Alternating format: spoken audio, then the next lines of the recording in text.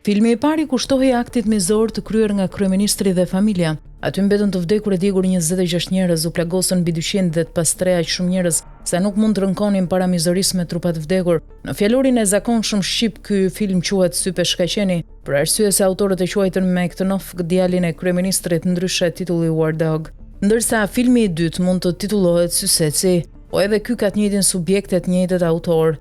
Sy seci do të quhet për shkakun formal se në këtë rast shfaqet shkëlqeni me emrin Abedin Seci.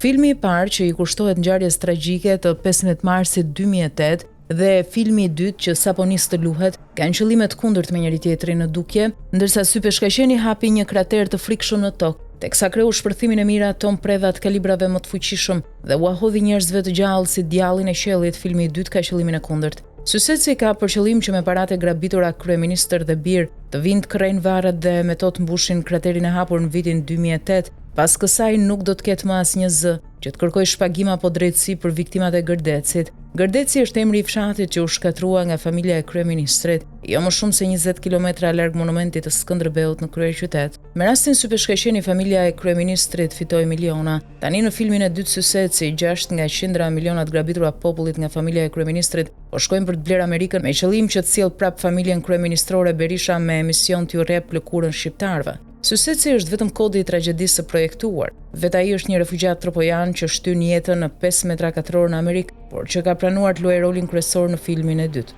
Ka firmosur letrën si garant se nëse Saliu nuk i dorëzon 6 milion në Amerikë, ja ku më keni mua. Kaq e thjeshtë është gjëja. Miliona dollarë që Saliu kryeministër u agrabiti njerëzve në Shqipëri, duke paguar Amerikën me po ato para, do të kthehet të vrasë ata që kanë mbetur, t'i dhunojë të gjithë. Tu prish vendin e tua djeg t'i fus në konflikti për dhos, 6 milion janë vetë një thërrime mes milionave që ka grabitur e fshehur familja. Ky është qëllimi, paraja e njerëzve të mbys njerëzimi. Në fund filmi do të ketë pak spektator. Në të dy filmat, si Sy peshkaqeni edhe Sy seci, ka 10 elementë të ngjashëm si pika e gjakut, siç e ka qejf familja kryeministrore. E para se si në të parin edhe në të dytin filmi tregon gjyqje me pagesa shumë të larta, po në Amerikë, shkëlqeni alias Sy peshkaqeni pagoi miliona në gjyq kundër gazetarit Gay Lawson që shkroi librin nga ku doli filmi. Sy seci po paguan miliona dollarë për t'i shlyer njollën e turpit e të krimit, baba Saliut. Edhe këtu punë gjyqesh e mashtrimesh. Vetë Amerika, arena e filmave, e ka shpallur të korruptuar dhe të rrezikshëm për demokracinë.